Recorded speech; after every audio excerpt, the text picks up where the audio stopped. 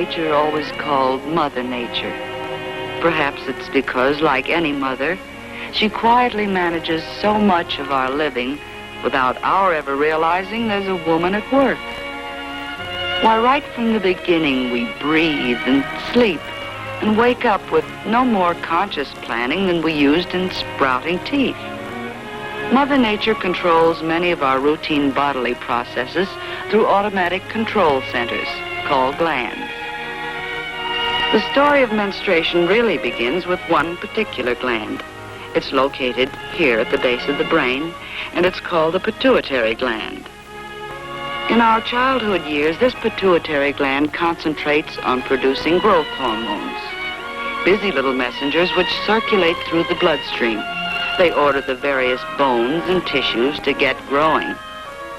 And as a girl grows up from blocks to dolls to books, that means her body is obeying the orders issued by the pituitary gland. Of course, these orders vary among different girls. Some girls grow short, some tall, some heavy, and some slight. But there comes a time somewhere between the ages of 11 and 17, though about 13 is average, when the pituitary must turn part of its attention to maturing the body which it has grown. So it starts sending out a new type of hormone, a maturing hormone. And that is when menstruation begins, when these maturing hormones start coming down through the bloodstream to the ovaries. The ovaries themselves are glands about the size of almonds, and locked within each ovary are thousands of eggs. Although these eggs are too small to be seen by the human eye, any one of them has the possibility of someday becoming a human being.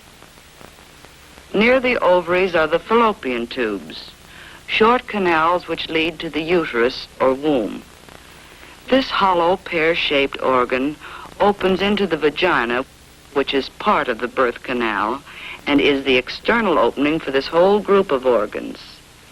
So, as you see, there is a continuous passage from each ovary through the fallopian tubes, uterus, and vagina to the outside of the body. These organs function in a continuous cycle. The pituitary gland starts the process when it sends its maturing hormones down through the bloodstream to the ovaries. Now one of the ovaries passes on an order of its own to the uterus. It tells the cells which make up the lining of the uterus to multiply and fill themselves with watery fluids and blood. This begins to build up a thickened lining of somewhat velvety material. At the same time, an ovary has been maturing an ovum or egg, which is magnified here so that we can see it. About once a month, one of these tiny eggs passes out of the ovary and finds its way into a fallopian tube, where it moves along toward the uterus. If the egg is impregnated, which happens when a woman is going to have a child, the egg will stay within the uterus. Then the thickened lining will provide nourishment for the budding human being through the early days of its development. However, most eggs pass through the fallopian tubes without being fertilized. When this happens, there's no use for that potential nourishment in the built-up lining of the uterus. And so, in a few days, it passes from the body. This is the flow which we call menstruation. So, as we see now, menstruation is just one routine step in a normal and natural cycle that is going on continuously within the body. The time between periods is usually about 28 days. However, it may be shorter for some girls, longer for others. The flow itself may last anywhere from 3 days to 7. Yet each of these different schedules may be normal. For just as the pituitary gland orders some girls to grow short, some tall, some heavy, and some slight, so its orders about menstruation may differ widely among normal women. The important thing is that you should be fairly regular within yourself. Of course, a girl may be irregular during the first year or so, but after that, when her system is settled down into a routine, her period should always be about the same number of days apart and last about the same length of time.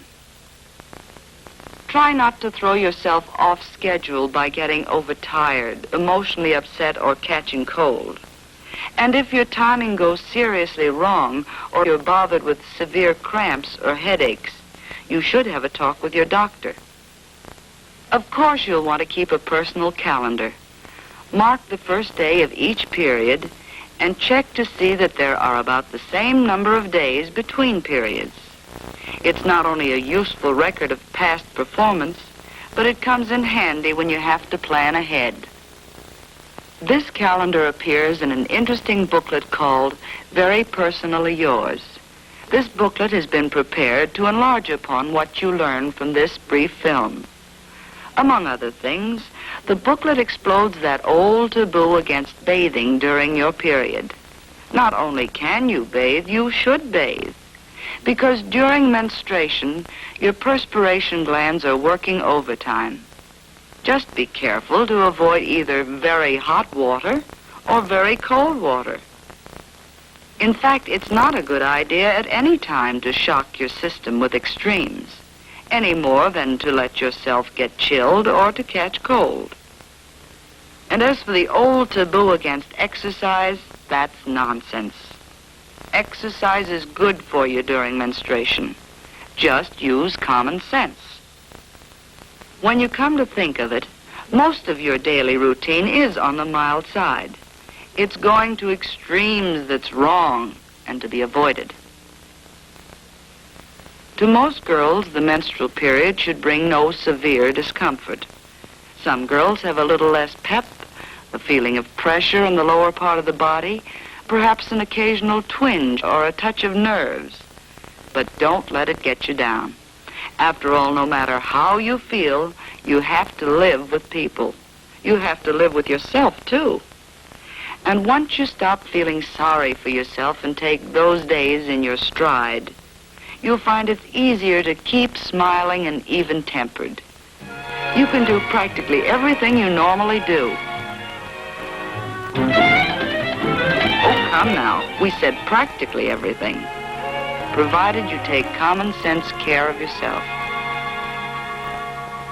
Exercises to relieve cramps are illustrated in the booklet. Try them. With the guidance of a qualified person, you may find they help. And do something about that slouch.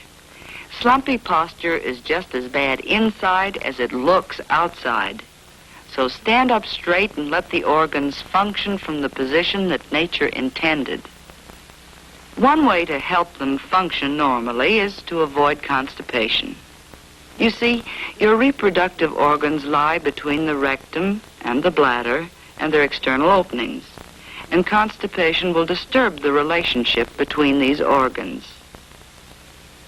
So you'll find it worth your while to drink plenty of water, eat plenty of fruit, and to include cereals and eggs and leafy vegetables in your daily diet. And incidentally, it's smart to keep looking smart.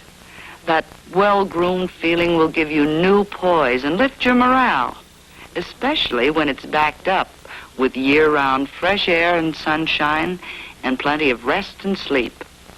Because the best possible insurance against trouble on those days is healthy living every day. And that's the story. There's nothing strange nor mysterious about menstruation. All life is built on cycles, and the menstrual cycle is one normal and natural part of nature's eternal plan for passing on the gift of life.